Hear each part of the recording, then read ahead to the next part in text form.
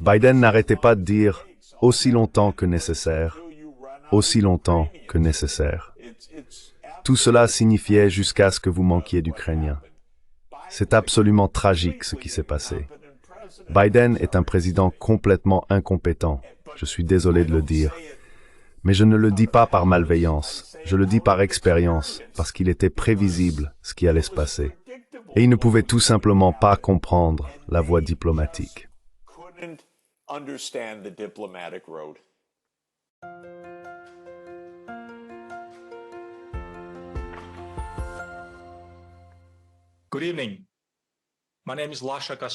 Bonsoir, je m'appelle Lasha Kasradze sur le réseau de télévision Imedi. Aujourd'hui, nous avons une session très spéciale avec le professeur Jeffrey D. Sachs. Vous êtes un grand défenseur d'une politique étrangère mesurée et réaliste. Avez-vous suivi les derniers événements en Géorgie et dans la région? Et quelles sont vos réflexions à ce sujet?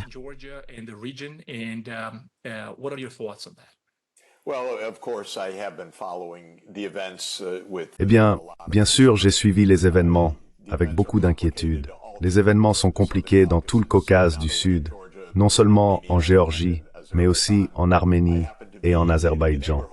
Il se trouve que j'étais dans le voisinage en Azerbaïdjan pour la conférence sur le climat de Bakou il y a quelques semaines, et aussi à Erevan. Donc j'y ai été récemment, et bien sûr, j'ai fait une visite fabuleuse à Tbilissi il y a quelques années, et j'ai vu la beauté de la Géorgie. Vous savez, il y a 3 pays, tous quelque peu stressés dans le Caucase du Sud, et il y a 3 grandes puissances autour d'eux, et bien sûr ce sont la Russie, la Turquie et l'Iran. Donc c'est un voisinage compliqué.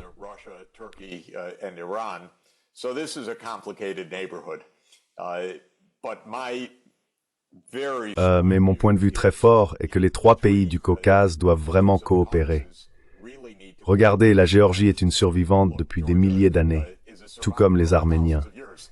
Et dans cet espace restreint, même s'il y a beaucoup de conflits et de guerres ouvertes, en effet, entre l'Arménie et l'Azerbaïdjan, par exemple, les 3 sont tous dans une situation fragile et ils doivent coopérer pour leur sécurité mutuelle.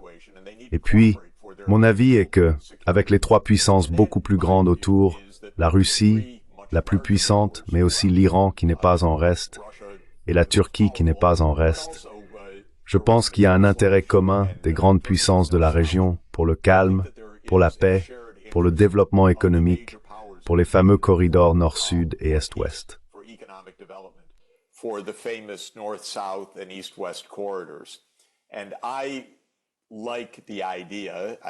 Et j'aime l'idée. J'espère que ce n'est pas naïf, mais je l'appelle 3+3. Les 3 pays du sud du Caucase et les 3 grandes puissances autour d'eux, ayant vraiment un dialogue normal et continu, un programme d'investissement conjoint, une stratégie de développement durable et une voie pratique à suivre. Je pense que les puissances extérieures, les États-Unis et l'Europe, devraient faire preuve de beaucoup de prudence pour ne pas déstabiliser les choses. Et donc, je m'inquiète souvent de ce que font les États-Unis, parce que je suis un Américain qui a observé les États-Unis pendant des décennies. Nous avons tendance à agiter les choses sans vraiment beaucoup de connaissances locales, sans beaucoup de sensibilité, et en effet sans beaucoup de considération pour les petits pays.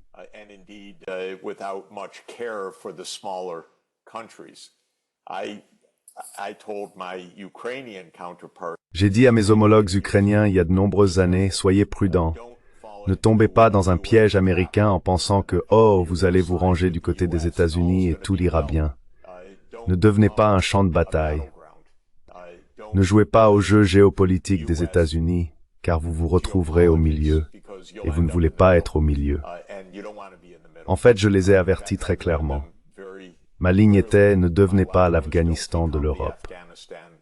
Et ils l'ont fait, malheureusement. Ils ont dit « oh, nous allons rejoindre l'OTAN ». C'était très naïf de la part des Ukrainiens. Comment pouvez-vous rejoindre l'OTAN et espérer être en paix? La Russie est absolument contre le fait que les États-Unis aient leur armée à sa frontière avec l'Ukraine. Parfaitement compréhensible à mon avis. En d'autres termes, nous devons penser dans toutes les directions et nous devons avoir une vue des choses pour ne pas provoquer et attiser la guerre.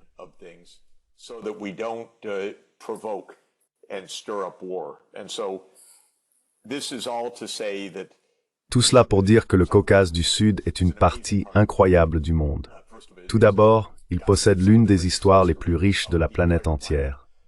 Tous les empires imaginables ont traversé la région. C'est donc quelque chose d'extraordinaire. Et pourtant, les peuples de Géorgie, les peuples d'Arménie, les ethnies turques d'Azerbaïdjan, les Azéris, perdurent. Ils ont duré très très longtemps. Et nous ne voulons pas que des empires traversent cette région, sauf peut-être pour expédier des marchandises ou des fibres optiques ou d'autres formes de tourisme, ce qui serait très bien.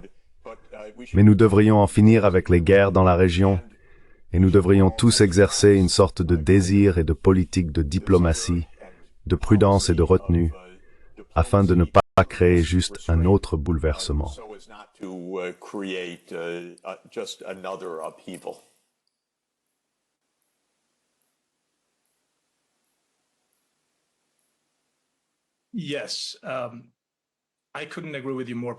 Oui, je ne pourrais pas être plus d'accord avec vous personnellement, et je suis sûr que quiconque nous écoute partagera très probablement votre sage conseil.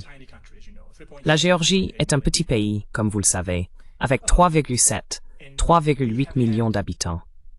Et nous avons eu une attention sans précédent de la part de l'Occident, de l'Union européenne, des États-Unis, bien sûr. Il me semble que nous pouvons être un phare de la liberté chaque fois que cela correspond au consensus de Washington, à l'établissement néoconservateur, néolibéral, à l'État profond, au blob, peu importe comment vous voulez l'appeler. Il y a tellement de phrases pour ces choses de nos jours. Et ce même phare de la liberté, lorsqu'il est en réalité plus démocratique, peut être critiqué comme pro-russe, comme moins démocratique. Alors qu'en réalité, la Géorgie aujourd'hui n'a jamais été une démocratie parfaite. Ce n'est pas une démocratie consolidée, soyons honnêtes ici.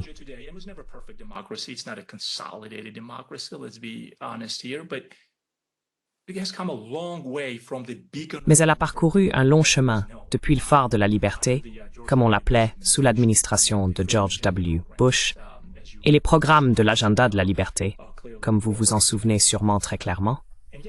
Et pourtant, aujourd'hui, nous voyons une pression directe et manifeste de Bruxelles, de Washington, avec des accusations selon lesquelles ce gouvernement n'est pas démocratique, qu'il tourne le dos à l'Occident et se rapproche de la Russie. Que devrait-on céder ici? Que pensez-vous qu'il se passe? Et pensez-vous que cela fait partie de la tradition de politique étrangère du collectif occidental traditionnel, et en particulier des États-Unis, de changer ainsi d'avis, et non seulement de semer la confusion, mais peut-être même de coûter à la Géorgie sa propre souveraineté? Comme nous l'avons presque vu se produire en 2008, à la suite de tels récits et de changements d'objectifs à leur convenance dans l'élaboration de leur politique étrangère envers la région.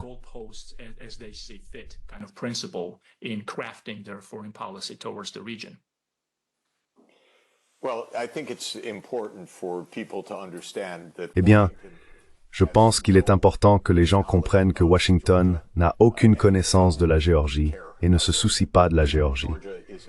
La Géorgie est une pièce sur un échiquier, et c'est un jeu entre les États-Unis et la Russie.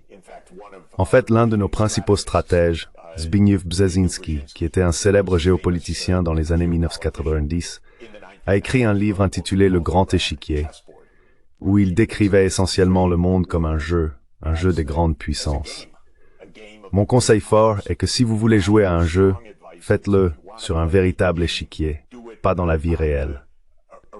Quand j'étais jeune, nous jouions au jeu de Risk, soi-disant. Le but était de placer votre pièce sur chaque partie du monde.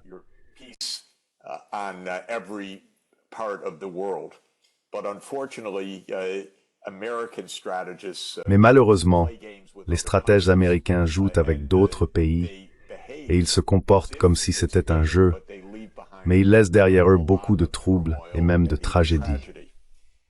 Laissez-moi vous donner un exemple. Toute la question de l'adhésion de la Géorgie à l'OTAN n'a rien à voir avec la Géorgie. Cela a tout à voir avec la vision américaine de la Russie. L'idée n'est pas de protéger la Géorgie. L'idée qui remonte à 30 ans est d'encercler la Russie dans la région de la mer Noire. Et cette idée d'ailleurs remonte à 170 ans, car c'était une idée de l'Empire britannique, qui sont les plus cyniques de tous les peuples du monde, selon mon expérience. Donc, si les Américains sont mauvais, les Britanniques sont encore pires, parce qu'ils ont été l'empire mondial pendant encore plus longtemps.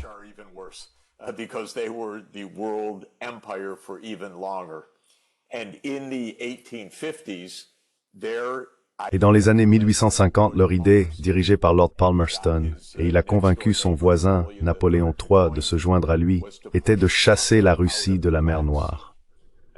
Maintenant, souvenez-vous, la flotte de la Russie, depuis Catherine la Grande, était à Sébastopol. Elle a été fondée en 1783. Mais Lord Palmerston pensait que la Grande-Bretagne, étant le maître de la marine, pouvait vaincre la flotte et expulser la Russie de la mer Noire, et ainsi faire de la Russie un pays de troisième ordre. Maintenant, pourquoi la Grande-Bretagne voulait-elle faire cela? Eh bien, elle voulait dominer le monde. Et en particulier, elle craignait que la Russie ne concurrence la Grande-Bretagne, même en Asie centrale et en Inde. C'était une sorte d'idée folle.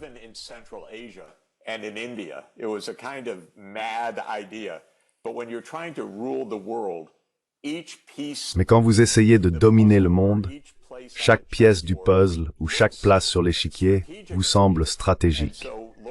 Et donc Lord Palmerston, qui se moquait du Caucase, voulait en fait poursuivre et mener la guerre de Crimée dans le Caucase, rien de moins. Cela remonte donc à 170 ans, dans les années 1850. Et les États-Unis sont l'élève de la Grande-Bretagne. Et les États-Unis, avec la politique de Zbigniew Brzezinski, suivaient le modèle de Palmerston pour entourer la Russie et faire de la Russie un pays de troisième ordre. Il décrit cela dans son livre « Le Grand Échiquier ». Il dit même dans tout un long chapitre que la Russie ne peut pas résister. Elle est trop faible pour résister à cela. C'était donc aussi une sorte de pari.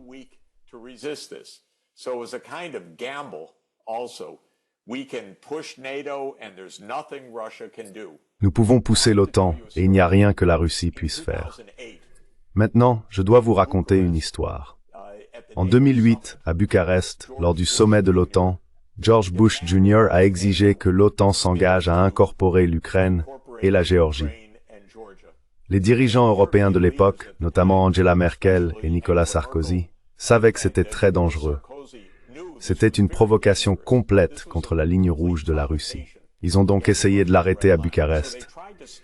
Mais vous savez, l'OTAN n'est pas une alliance. L'OTAN, c'est les États-Unis, avec une Europe très faible à leur côté. Et donc George Bush a insisté, et ils ont convenu que la Géorgie et l'Ukraine deviendraient membres de l'OTAN. Les Européens le disent encore aujourd'hui, et les États-Unis le disent aussi.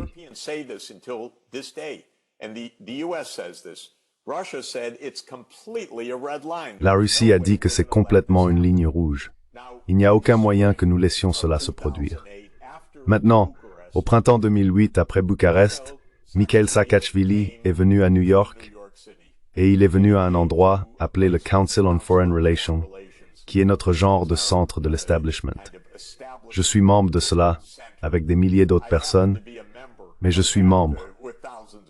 J'ai donc reçu une invitation pour venir écouter Saakashvili parler. Et j'ai pensé, je suis curieux, je vais aller voir. Et c'est juste de l'autre côté du parc par rapport à l'endroit où je vis de Central Park. Alors j'ai marché jusqu'à l'East Side et je suis entré. Et puis Saakashvili a fait un discours et il a dit « La Géorgie est au milieu de l'Europe. La Géorgie est un pays européen. »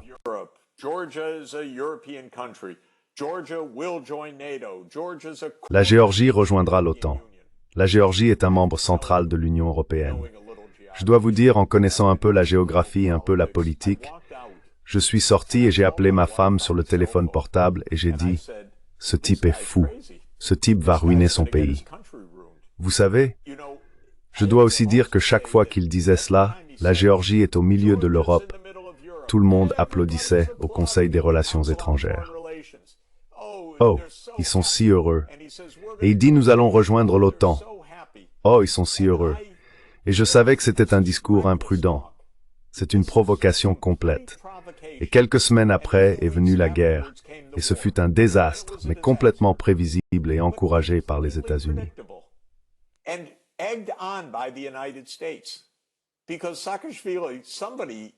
Parce que Saakashvili, quelqu'un, un adulte, aurait dû s'asseoir avec lui et dire « Ne parle pas de cette façon. C'est dangereux pour toi, c'est imprudent pour toi. Fais attention, sois prudent. Tu sais, ne provoque pas ton puissant voisin du Nord. Les États-Unis ne sont pas ton voisin. Les États-Unis sont à des milliers de kilomètres. Tu as un voisin juste à côté. Fais attention. » Mais personne ne lui a dit ça. Tout ce qu'ils ont fait, c'est lui donner de grands applaudissements. Oh, comme c'est merveilleux. Mais les États-Unis ne peuvent pas sauver la Géorgie d'elle-même ou de son voisin immédiat. Tu as besoin de prudence, tu as besoin de soin, tu as besoin de diplomatie normale, pas de cette bravade que nous sommes l'OTAN et que nous pouvons faire ce que nous voulons. Et cela, malheureusement, m'était évident dès 2008, et les résultats ont été terribles.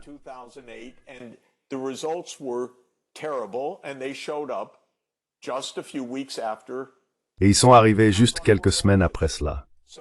Il est venu au Council on Foreign Relations. Donc il y a beaucoup de choses qui sont tout à fait compréhensibles à ce sujet. Et des pays comme la Géorgie, des pays comme l'Arménie, l'Azerbaïdjan, il faut regarder une carte et observer le voisinage. Et à moins de bouger, il vaut mieux être réaliste et intelligent. Cela ne signifie pas renoncer à sa nationalité. Pas du tout. Cela signifie simplement être prudent et intelligent. Et il y a une vieille phrase de Henry Kissinger qui était un réaliste, et il a dit célèbrement « Être un ennemi des États-Unis est dangereux, mais être un ami est fatal. »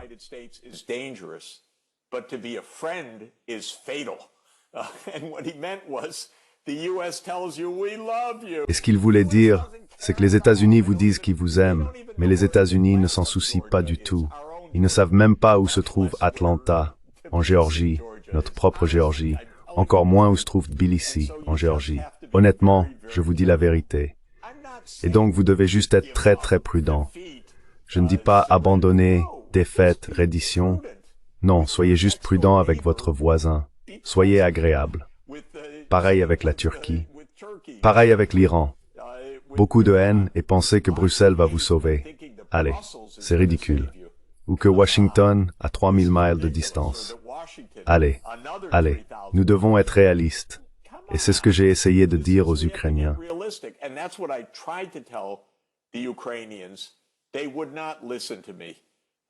Ils ne voulaient pas m'écouter, vous savez, parce qu'ils ont entendu des belles paroles de Washington. Nous vous soutenons aussi longtemps qu'il le faudra. Eh bien, ils se font juste tuer sur le champ de bataille. Que signifie aussi longtemps qu'il le faudra, jusqu'à ce qu'il ne reste littéralement plus aucun Ukrainien.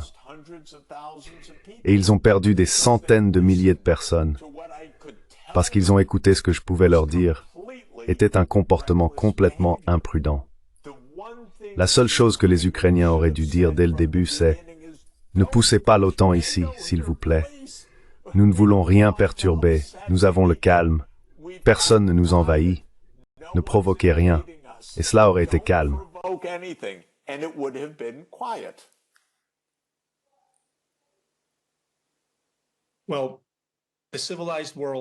Eh bien, le monde civilisé ne pourrait pas être plus d'accord avec vous.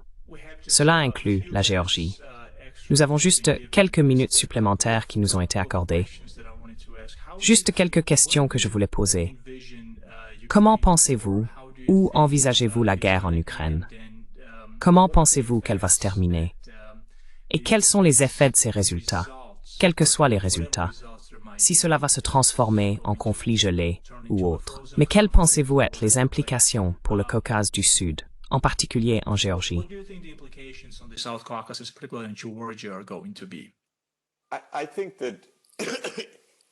Je pense que cela pourrait se terminer. Cela doit se terminer.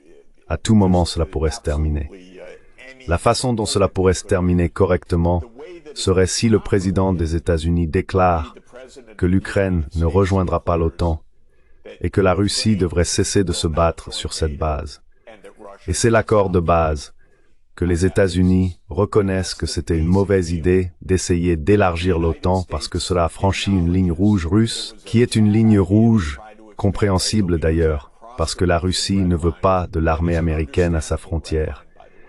Et pour de nombreuses raisons justifiables, je pourrais dire, je ne veux pas de la Russie à notre frontière, franchement. Je pense que les grandes puissances devraient rester éloignées les unes des autres. C'est le premier point. C'est ainsi que la guerre va se terminer.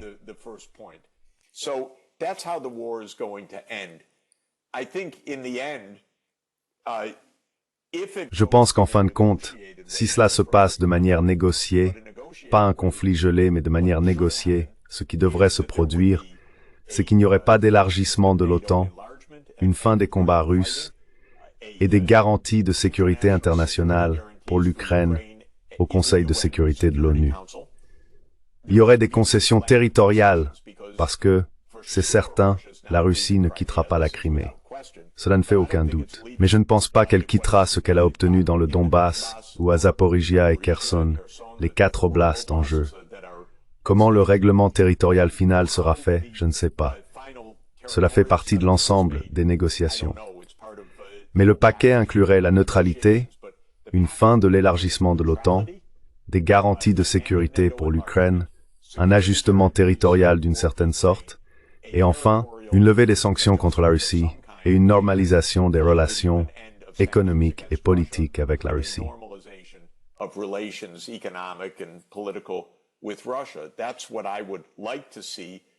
C'est ce que j'aimerais voir. C'est à portée de main. C'est ainsi que cette guerre devrait se terminer. Cette guerre n'aurait jamais dû commencer. S'ils m'avaient écouté à la Maison-Blanche, elle n'aurait pas commencé, parce que j'ai dit comment éviter la guerre, comment arrêter la guerre immédiatement après qu'elle ait commencé.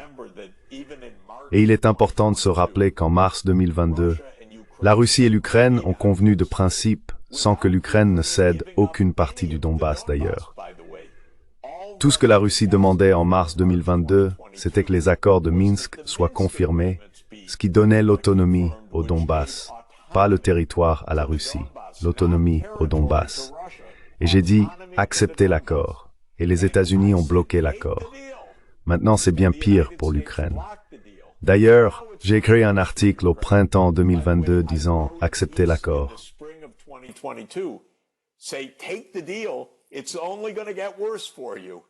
Ça ne va faire qu'empirer pour vous. Et chaque mot que j'ai écrit à l'époque, il y a 2 ans et demi, je le soutiendrai maintenant. Ce n'est pas que j'avais une boule de cristal. C'était juste évident ce qui allait se passer. L'Ukraine allait-elle vraiment vaincre la Russie? Vous plaisantez? Pas question. Donc c'était évident. Accepter l'accord. Mais ils ne l'ont pas fait parce que les États-Unis, Biden n'arrêtait pas de dire « aussi longtemps que cela prendra, aussi longtemps que cela prendra ». Tout cela signifiait jusqu'à ce que vous manquiez d'Ukrainiens. C'est absolument tragique ce qui s'est passé. Biden est un président complètement incompétent. Je suis désolé de le dire, mais je ne le dis pas par malveillance.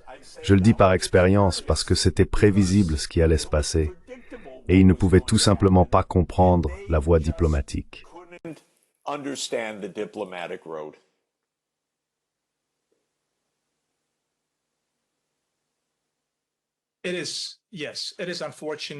C'est malheureux. On peut l'appeler l'État profond. On peut l'appeler l'État néoconservateur, néolibéral, obsession, fanatisme, comme vous voulez l'encadrer. Mais cela remonte à loin. Je veux dire, cela fait partie de... Et chaque État, je pense que John Mearsheimer l'a dit de nombreuses fois auparavant, chaque État a son propre État profond. Et c'est compréhensible, d'une certaine manière, mais pas au point de se surexposer et de mettre en péril le reste de la planète, en gros. Voilà. Donc, mais oui, vous faisiez probablement référence à l'accord de mars, le communiqué d'Istanbul. Exactement. Oui, c'est ce que c'était.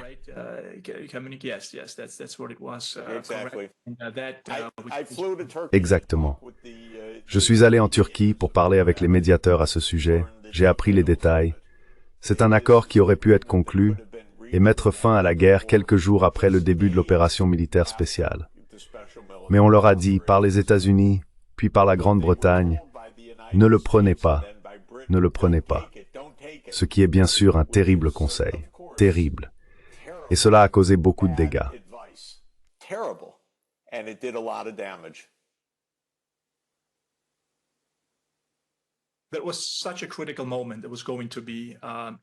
C'était un moment tellement critique. Cela allait l'être si le bon sens de base était utilisé. Et je me souviens aussi, juste comme un commentaire supplémentaire à ce que vous avez dit, de l'ancien président des chefs d'état-major, le général Milley, disant que c'est maintenant que nous devons négocier au début de la guerre, si vous vous en souvenez, monsieur. Quand il a essentiellement dit, regardez, c'est le meilleur moment pour conclure l'accord avec la Russie, parce que les choses ne vont pas s'améliorer à l'avenir. Exactement. Maintenant, professeur, juste une des dernières questions ici, sur l'arrangement géopolitique du Caucase du Sud, en tant qu'espace géopolitique holistique. Comme je l'ai mentionné plus tôt, il y a quelques explications conceptuelles, théories, concepts qui circulent en Géorgie.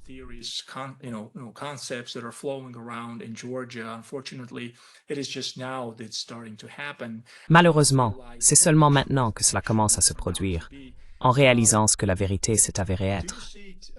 Voyez-vous principalement le rôle de la Géorgie dans cette formule, comme étant 3+3?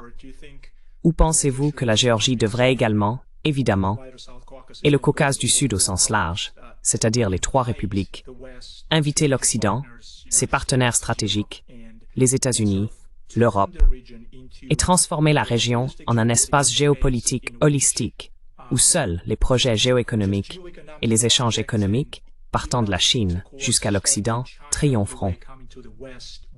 Et fondamentalement, tout le monde gagnera de l'argent au lieu d'être soumis à cette politique étrangère vraiment parasitaire qui pousse la Géorgie contre la Russie.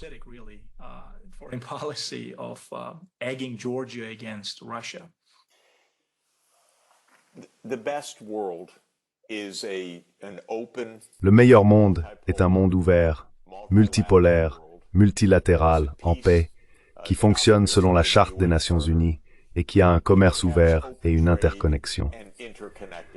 J'ai souvent dit que la Chine, avec son initiative de la ceinture et de la route, et l'Union européenne, avec son soi-disant Global Gateway, devraient en fait s'associer. La Chine peut investir de l'Est vers l'Ouest. L'Europe peut investir de l'Ouest vers l'Est. Ils peuvent se rencontrer au milieu. Tbilissi sera un lieu sur ce chemin. Samarkand sera un lieu sur ce chemin. Nous avions autrefois les routes de la soie. Bien sûr, toute l'idée de l'initiative de la ceinture et de la route de la Chine est en partie inspirée par les 2000 ans de commerce Est-Ouest.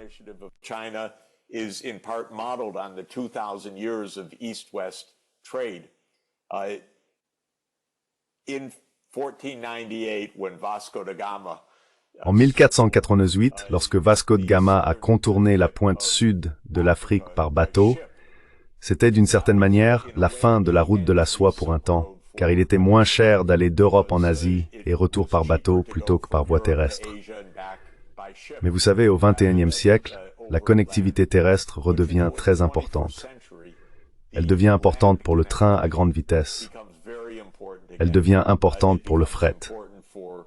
Elle devient importante pour la connectivité par fibre optique. Elle devient importante pour le tourisme. Elle devient importante pour les échanges culturels. Et évidemment, le Caucase du Sud est également une région stratégique, à nouveau, un corridor nord-sud et est-ouest.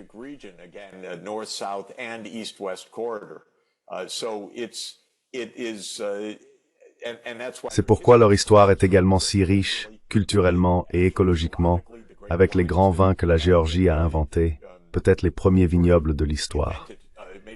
C'est donc vraiment une région précieuse, et elle prospérera dans un monde pacifique et ouvert.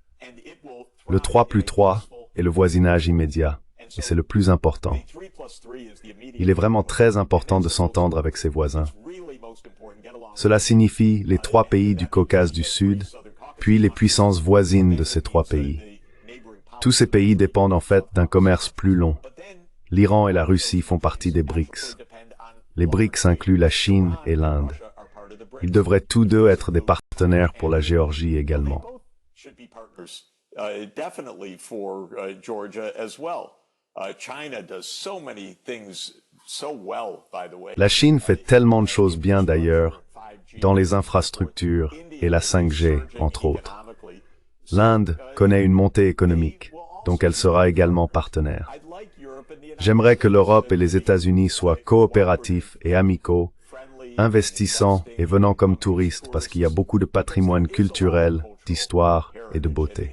Mais je ne veux pas que les États-Unis et l'Europe voient cela géopolitiquement, parce qu'ils ne feraient que créer du désordre. Et c'est le désordre dont nous parlons. 3 plus le monde, au sens large, certainement. Peut-être qu'à un moment donné, la Géorgie, l'Arménie et l'Azerbaïdjan deviendront réellement membres des BRICS. C'est tout à fait possible, selon l'évolution de la situation.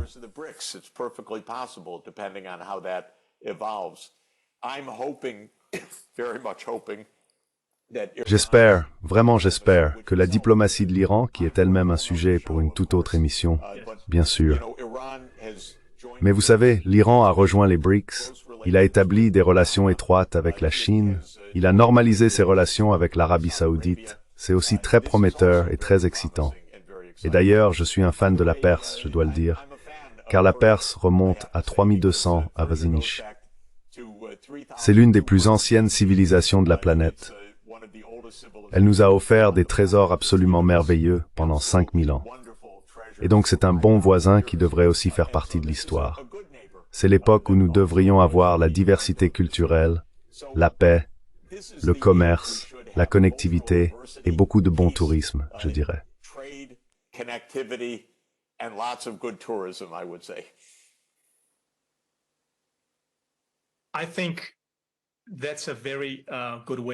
Je pense que c'est une très bonne façon de conclure notre conversation. Personnellement, j'adorerais explorer vos idées, comme le juge Napolitano le dit toujours à ses invités. Mais malheureusement, nous sommes limités par le temps. Ce fut une expérience merveilleuse, non seulement pour moi, mais aussi pour mes collègues en Géorgie, ici aux États-Unis, et pour le public géorgien. J'en suis sûr.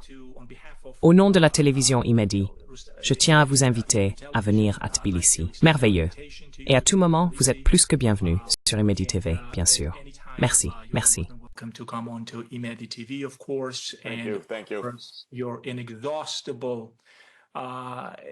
Vous êtes un intellect inépuisable et une personne légendaire, avec des idées pour montrer à la société géorgienne qu'il existe un autre monde, contrairement à ce qui leur a été présenté ces 30 dernières années, et que l'Occident lui-même connaît des problèmes. Ce n'est pas seulement à sens unique, c'est une rue à double sens qui doit être prise en compte. Professeur, encore une fois, merci beaucoup. Nous continuerons cela, j'en suis sûr. Merveilleux. Et merci beaucoup d'avoir été avec nous. Nous avons été honorés. Mary. Merci beaucoup. Au revoir. Thanks.